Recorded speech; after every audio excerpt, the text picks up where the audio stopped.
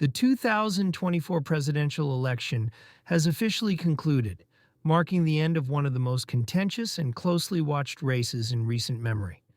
While we may revisit the 2024 results in upcoming videos to analyze key trends and their long-term implications, it's time to look forward to 2028.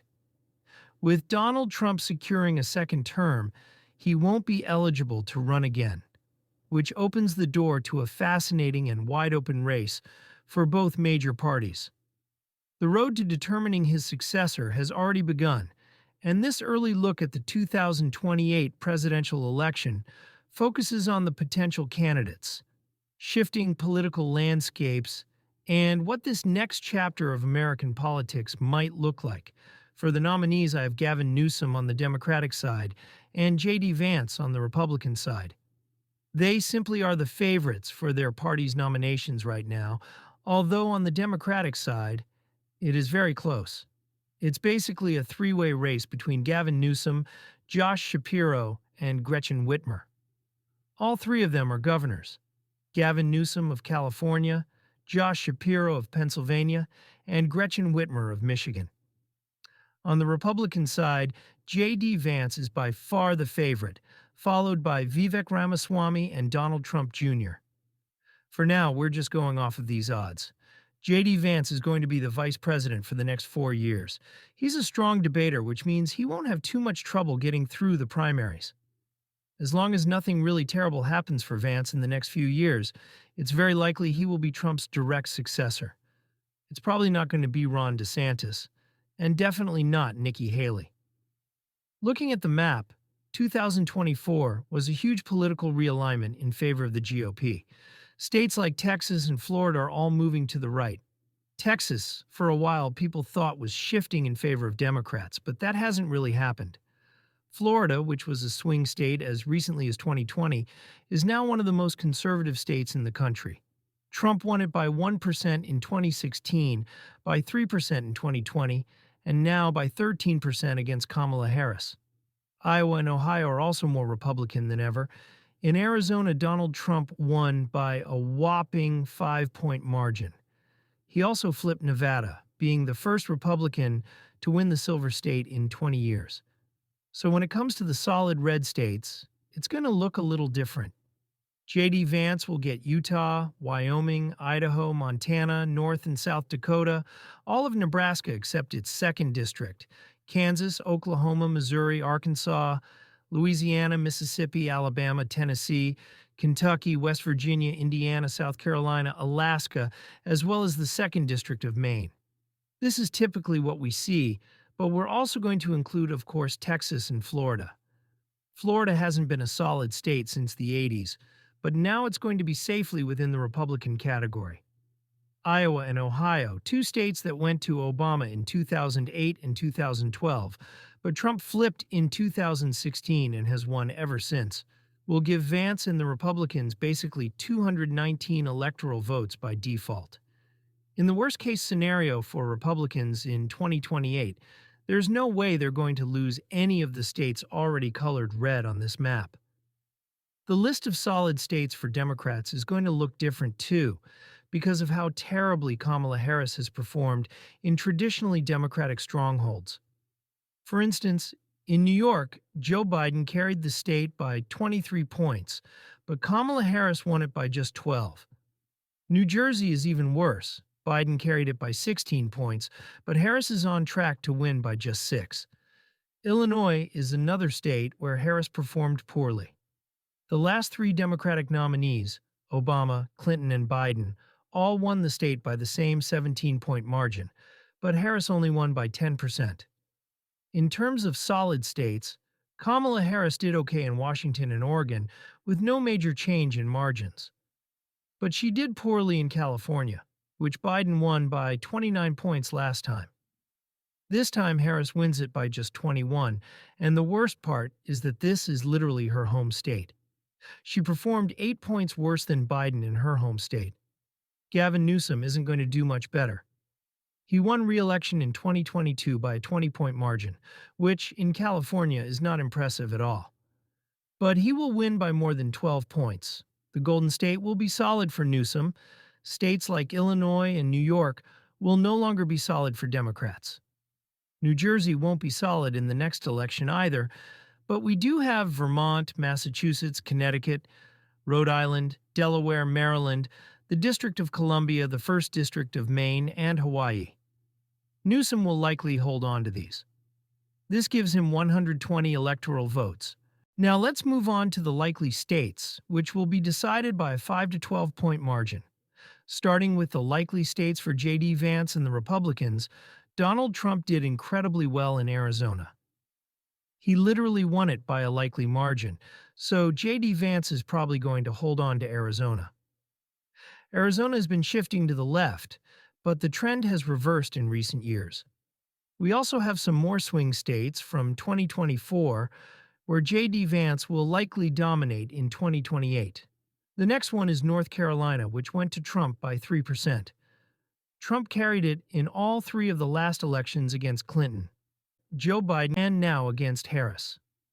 North Carolina was competitive in 2024 because of Mark Robinson, the Republican nominee for governor. If he wasn't on the ballot, Trump would have won North Carolina by 5 points or more. J.D. Vance will likely be able to do that in 2028. The last likely red state on this map is Pennsylvania. J.D. Vance is from Illinois, so that gives him a slight advantage in neighboring Pennsylvania. Plus, the state has shifted significantly to the right. In 2024, Trump won Pennsylvania by the largest margin of the former Blue Wall states, Wisconsin, Michigan, and Pennsylvania. The GOP also flipped the Senate seat in Pennsylvania held by Bob Casey for 18 years. In 2028, Pennsylvania will continue shifting to the right, with J.D. Vance probably winning by at least 5 points if he runs against Gavin Newsom. For Democrats, they have a few likely states as well, starting with Illinois and New York. These are states where Republicans aren't going to win for a while, but the trends indicate they might make incredible inroads in the next few election cycles. Colorado shifted more than any other left significantly over the past 2 decades, but Kamala Harris's performance in Colorado was worse than Biden's. That said, it's still likely to stay blue in 2028, so we'll have it as a likely blue state. With the likely states filled in, J.D. Vance is at 265 electoral votes, just 5 away from 270, while Gavin Newsom is at 177. Now, let's fill in the lean states, which are the battlegrounds. The map is very different from 2024. States like Pennsylvania, North Carolina, and Arizona aren't competitive anymore, but we now have states like New Jersey, Virginia, and Minnesota. For the lean Republican states, J.D. Vance will win Georgia, Michigan, Wisconsin, and Nevada. Georgia has clearly shifted back to the right, and Republicans have had success in Nevada with the governorship and Senate races, one in 2022 and one in 2024. J.D. Vance will definitely win Nevada in 2028. For the lean blue states, Gavin Newsom will win Maine, New Hampshire, and New Jersey. New Jersey has become incredibly competitive in recent years, but it's still likely to stay blue in the near future. The 2nd District of Nebraska is another lean blue state for Newsom, though it's not likely to change much in the next few years. With the lean states filled in, J.D. Vance reaches 312 electoral votes, exactly the same number Trump won in 2024, while Newsom remains under 200. Now we have the 3 tilt states. New Mexico will become more competitive as Hispanic voters shift right. While Newsom will likely win it by less than 1 point in 2028 against J.D. Vance, Republicans may flip it in the future, perhaps by 2032. Minnesota is another state J.D. Vance is likely to win as the Midwest continues shifting right. Kamala Harris's performance in Minnesota was dismal, and the trend has been moving toward the Republicans for a while. Barack Obama won every single state in the Midwest in 2008 when he was first elected.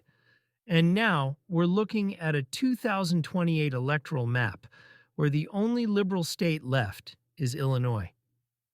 Kamala Harris's performance in Minnesota was dismal. This was the home state of her running mate, and she's going to win by less than 4%, even though Joe Biden, who ran with nobody from anywhere near Minnesota, carried the state by double Harris's margin in 2020. Minnesota is expected to shift further to the right, a trend that's been happening for a while. Amy Klobuchar's margin in her Senate race was cut in half from 2018. In Virginia, Republicans have made huge inroads over the last few years, especially with Glenn Youngkin being elected as the state's Republican governor in 2021. Virginia is also predicted to lean Republican in 2028. This marks my first ever 2024 electoral map projection, with J.D. Vance at 335 electoral votes, a clear victory over Gavin Newsom. Republicans are looking in a very good position to continue dominating the Electoral College, which favors them. Not only that, but they seem positioned to continue winning the popular vote. Donald Trump was the first Republican to win the national vote since George W. Bush in 2004. And if J.D. Vance is the nominee in 2028, he will likely repeat Trump's success. He may also be able to add new battleground states like Minnesota, Virginia, and New Mexico to the map. Lastly, Virginia, where Republicans have been making huge inroads, especially with Glenn Youngkin as the governor. This gives J.D. Vance a clear victory with 335 electoral votes, a decisive win over Gavin Newsom. Republicans are looking in a strong position to continue dominating the Electoral College. Not only that, they're in a good spot to continue winning the popular vote as well.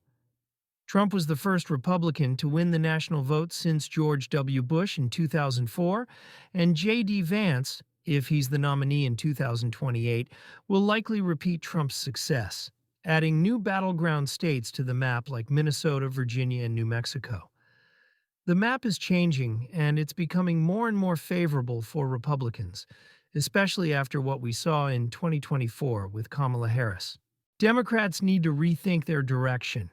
They can't keep shifting further to the left. Joe Biden was a moderate, and that's why he was able to narrowly win in 2020. But with Kamala Harris at the top of the ticket, people have rejected that. If they go with someone like AOC or Gavin Newsom, they are likely to fail. It would be smarter for them to nominate someone like Gretchen Whitmer if they want a real shot at winning again in 2028. Thank you guys so much for watching this video. Make sure you like, comment, and subscribe right now for more content like this, and I'll see you guys in the next video.